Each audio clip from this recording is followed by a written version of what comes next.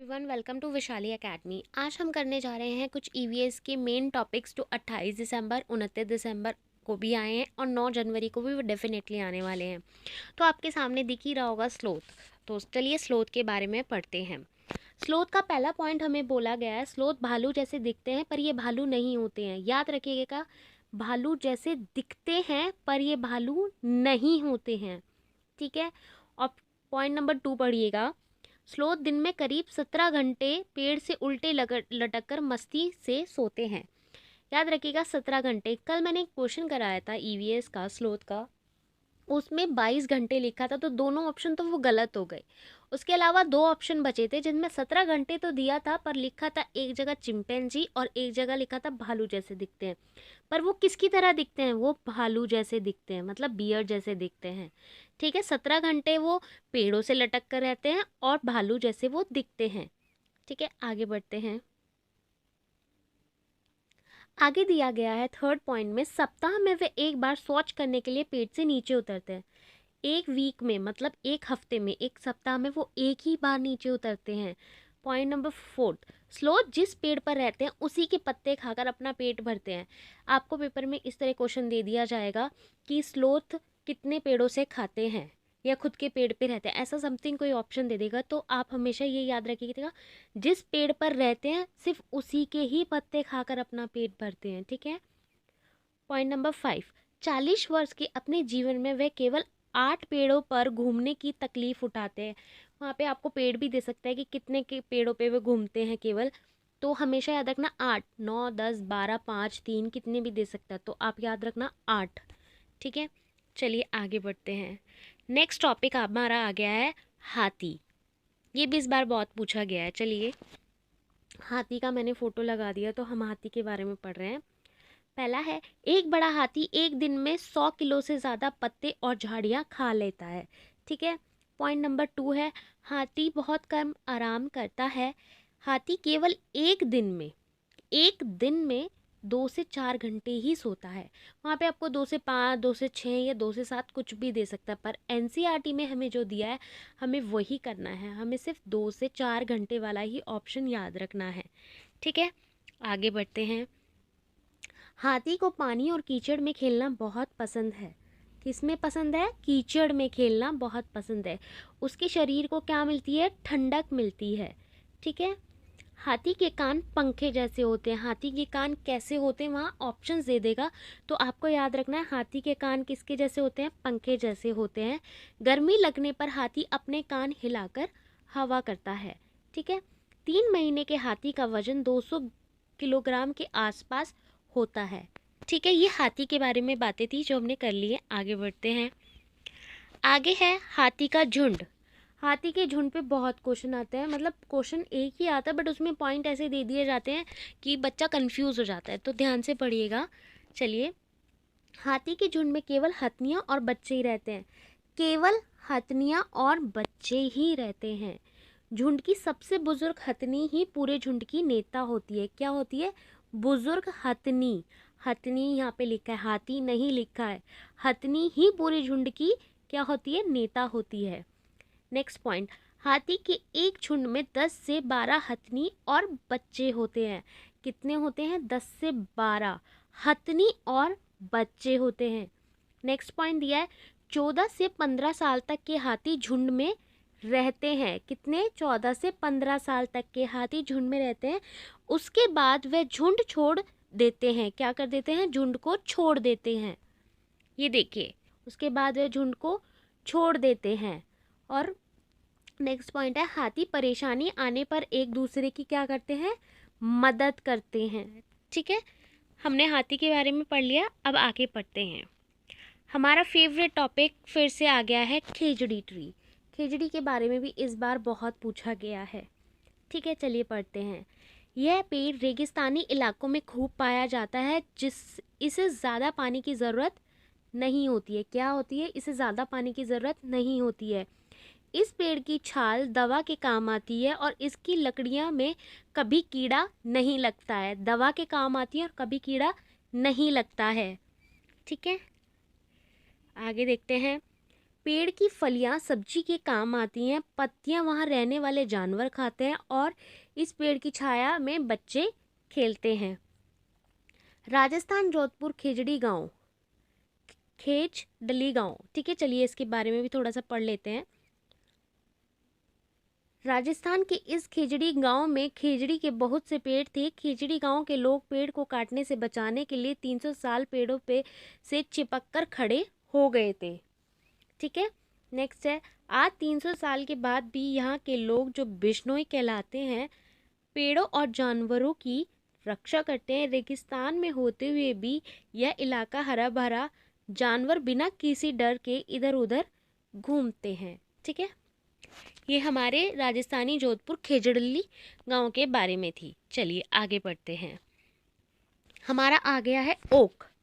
Okay पेड़ के बारे में भी काफ़ी पूछा चला जाता है। वैसे पिछली बार आए हैं 1-2 क्वेश्चंस, इस बार भी आ सकते हैं, तो हम पढ़ लेते हैं। चलिए, रेगिस्तान ओक पेड़ ऑस्ट्रेलिया के रेगिस्तान में पाया जाता है। कहाँ के? ऑस्ट्रेलिया के रेगिस्तान में पाया जाता है। इसकी ऊंचाई 11 से 12 फीट होती है और पत्तियां बहुत ही क्या होती है? कम होती है। ध्यान से पढ़िए फिर से। रेगिस्तान ओक पेड़ ऑस्ट्रेलिया के रेगिस्तान, कहाँ के? ऑस्ट्रेलिया के रेगिस्तान, राजस्थान के रेगिस्तान में मत चले जाना, ऑस्ट्रेलिया के रेगिस्तान में पाया जाता है। इसकी ऊंचाई कितनी? 11 से 12 फीट होती है और पत्तियां क्या होती है? बहुत ही कम होती हैं। आगे पढ़ते हैं। इस रेगिस्तान ओक पेड़ की जड़ें 200 से 300 फीट की गहराई तक जाती हैं, जब तक कि वे पानी तक ना पहुंच जाए। कितनी? 200 से 300 तक की, ठीक है। चलिए आगे बढ़ते हैं। रेगिस्तानी ओक पेड़ के तने में पानी जमा होता रहता है। कहाँ? तने में, ठीक है, तने में। जब कभी इस इलाके में पानी की कमी होती है, वहाँ के लोग इसे तने के अंदर पतला पाइप डालकर पानी निकाल लेते हैं, ठीक है। चलिए आगे बढ़ते हैं। मधुमक्खी का छत्ता, मधुमक्खी के बारे में पढ़िएगा। हर छत्ते में एक रानी मधुमक्खी होती है जो अंडे क्या करती है? देती है। कौन देती है? मधुमक्खी देती है। छत्ते में कुछ नर मधुमक्खी भी होते हैं, कुछ नर मधुमक्खी भी होते हैं जो एक काम छोड़कर और कोई काम नहीं करते हैं। छत्ते में बहुत सारी काम करने वाली मधुमक्खियां भी होती हैं, बहुत सारी काम करने वाली। यह दिन भर काम करती हैं, शहद के लिए फूलों का रस भी यही ढूंढती रहती हैं। चलिए आगे बढ़ते हैं। जब किसी मधुमक्खी को रस मिल जाता है तो वह एक तरह का नाच क्या करती है? डांस करती हैं, जिससे दूसरी मधुमक्खियों को पता चल जाता है कि रस कहाँ पर है, ठीक है। काम करने वाली मधुमक्खियाँ इस रस से शहद बनाती हैं। छत्ता बनाने का काम भी इन्हीं का होता है, ठीक है। लीची का फूल मधुमक्खियों को बहुत लुभाते हैं, इसलिए इस क्षेत्र के लोग मधुमक्खी पालन कर शहद बनाने का काम करते हैं। मधुमक्खी, आगे बढ़ते हैं। मधुमक्खी पालन का सरकारी कोर्स भी होता है। अक्टूबर से दिसंबर, ये आता है पेपर में, अक्टूबर से दिसंबर मधुमक्खी की अंडे देने का समय होता है और मधुमक्खी पालन शुरू करने का उपयुक्त समय भी माना जाता है। ये तो आता ही है, काफ़ी दे देते हैं ये इस क्वेश्चन को ऊपर कोई भी मंथ डाल के। तो इसका क्या होता है? मेन अक्टूबर से सिर्फ दिसंबर ही होता है। लीची के फूल फरवरी में लीची के फूल फरवरी में खिलते हैं। मधुमक्खी एक बक्से से 10 किलो शहद प्राप्त होता है, ठीक है। चलिए आगे बढ़ते हैं। आगे हमारी प्यारी आ गई हैं चींटियाँ। चींटियाँ, चींटियों का काम बटा रहता है। रानी चींटियाँ अंडे देती है। कौन चींटियाँ अंडे देती है? ये आ जाता है क्वेश्चन। तो सिर्फ रानी चींटियाँ ही अंडे देती हैं। सिपाही चींटियाँ बिल का ध्यान रखती है। क्या करती है? रानी चींटी तो अंडे देती है, बट जो सिपाही चींटियाँ होती हैं वो बिल का ध्यान रखती है।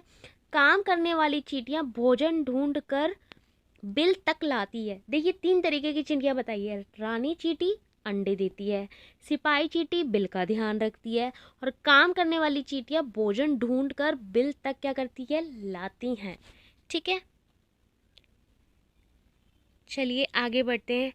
पक्षियों के बारे में जानकारी दी गई है। पक्षियों के बारे में तो कलचड़ी क्या होती है? इंडियन रोबिन, कलचिड़ी। पहला है, कलचिड़ी के घोंसले में पौधे की नाजुक टहनी, जड़ें, ऊन, बाल, रुई सब बिछा होता है। ठीक है, ये सब बिछा होता है। सेकंड है, कलचिड़ी की चोंच अंदर से क्या होती है? लाल होती है। कलचिड़ी छोटे छोटे कीड़े खाती है। ठीक है, आगे बढ़ते हैं। कोए के घोंसले में लोहे के तार, लकड़ी की शाखाएं जैसी चीजें भी होती हैं। कोयल अपना घोंसला नहीं बनाती हैं। कोयल कोए के घोंसले में क्या करती हैं? अंडे देती हैं। कोया अपना अंडों के साथ कोयल के अंडे को भी सेता है। क्या करता है? कौवा अपना तो करता ही करता है, कोयल का भी करता है। क्या करता है? उनके अंडों को भी सेता है।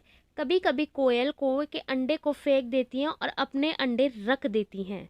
ठीक है, आगे बढ़ते हैं। कौवा पेड़ की ऊंची डाल पर घोंसला बनाता है। कौवा कहाँ बनाता है? पेड़ की ऊंची डाल पर घोंसला बनाता है। फाख्ता, कैक्टस के कांटों के बीच यह मेहंदी के पेड़ में घोंसला बनाता है। फाख्ता जो होता है। गोरैया अलमीरा के ऊपर आईने के पीछे भी घोंसला बना लेती है। ठीक है, कबूतर पुराने मकान या खंडर में घोंसला बना लेते हैं। बसंत गौरी ये गर्मियों के पेड़ में टुक टुक करते रहते हैं और पेड़ के तने में गहरा छेद बनाकर उसमें अंडे रखते हैं। ठीक है, दर्जन चिड़िया। दर्जन चिड़िया क्या कहती है? अपनी नुकीली चोंच से पत्तों को सी लेती है और उसके बीच बनी थैली को अंडे देने के लिए तैयार करती है। शक्करखोरा ये किसी छोटे पेड़ या झाड़ी की लटकती डाली पर अपना लटकता हुआ घोंसला बनाती है। शक्करखोरा अपना घोंसला बाल, बरी, घास, पत्ती, टहनियाँ, सूखे पत्ते, रुई, पेड़ की छाल के टुकड़े, मकड़ी के जाले और कपड़ों के छींतड़ों से बनाती है। ठीक है, आगे। नर वीवर पक्षी अपने अपने घोंसले बनाते हैं। मादा वीवर पक्षी नर के बनाए हुए घोंसले को देखती है और उनमें से जो सबसे अच्छा लगता है उनमें अंडे देती है। ठीक है, पक्षी केवल अंडे देने के लिए घोंसला बनाते हैं। जब अंडे से बच्चे निकल जाते हैं तो वे अपना घोंसला छोड़कर उड़ जाते हैं। ठीक है, घोंसला छोड़कर पक्षी अलग अलग जगहों पर चले जाते हैं, जैसे पेड़, जमीन पर और पानी में। ठीक है, डांडी मार्च के बारे में पढ़ते हैं। चलिए, 1930 में डांडी मार्च का आयोजन किया गया। किसमें? 1930 में आयोजन किया गया। यह आयोजन इसलिए था क्योंकि भारतीयों को समुद्र के नमक बनाने की इजाज़त क्या नहीं थी। ठीक है, दांडी यात्रा अहमदाबाद से गुजरात के समुद्रों के किनारों तक चली। मलेरिया के बारे में पढ़ लेते हैं। मलेरिया में बुखार, कपकपी और ठंड के साथ आता है। ये क्वेश्चन आता है काफ़ी बार, ये याद रखना। मलेरिया की दवाई सिनकोना पेड़ की छाल से बनती है। ये क्वेश्चन आ सकता है कि मलेरिया की दवाई किससे बनती है? मलेरिया की दवाई सिनकोना पेड़ की छाल से बनाई जाती है। ठीक है, यहाँ पे देखिए क्या किया। रोनाल्ड रोस ने सबसे पहले बताया कि मलेरिया मच्छरों से फैलता है। मलेरिया एक कोशिका वाले पैरासाइट परजीवी से होता है जिसे प्लाज्मोडियम कहते हैं। ठीक है, मलेरिया के परिजीव का वायक मादा एनालिविस मच्छर है जिसके पंख गहरे और धब्बेदार होते हैं। ठीक है, बाघ के बारे में पढ़ लेते हैं। बाघ अंधेरे में हमसे 6 गुना बेहतर देख सकते हैं। बाघ की मूंछें हवा में हुए कंपन को भांप लेती है जिससे उसे शिकार की सही स्थिति का पता चल जाता है और अंधेरे में रास्ता ढूंढने में बाघ को मदद कर मिलती है। ठीक है, नेक्स्ट है, बाघ मौके के अनुसार अपनी आवाज़ बदलता रहता है। बाघ का गरजना की आवाज़ 3 किलोमीटर दूर से सुनाई जा सकती है। बाघ हवा की वजह से पत्तों के हिलने और शिकार की वजह से झाड़ियों के हिलने से हुई आवाज़ के अंतर को पहचान सकता है। ठीक है। बाघ के दोनों कान बाहर की आवाज़ों को अच्छे से सुनने के लिए अलग अलग दिशाओं में बहुत ज़्यादा घूम सकते हैं। Jim Corbett national park Uttarakhand में है।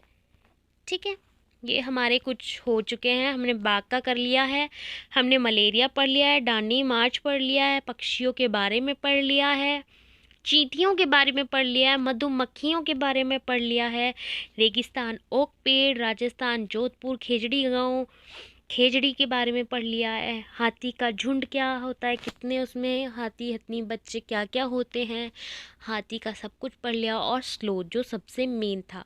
तो हम ये सब कर चुके हैं। अगर आपको इसमें कोई पॉइंट में डाउट हो तो आप कमेंट सेक्शन में डाल दीजिएगा, मैं नेक्स्ट वीडियो में उसको क्लियर कर दूँगी और इनसे रिलेटेड हम क्वेश्चंस करते रहेंगे। अभी चलिए नेक्स्ट वीडियो में मिलते हैं। Thank you.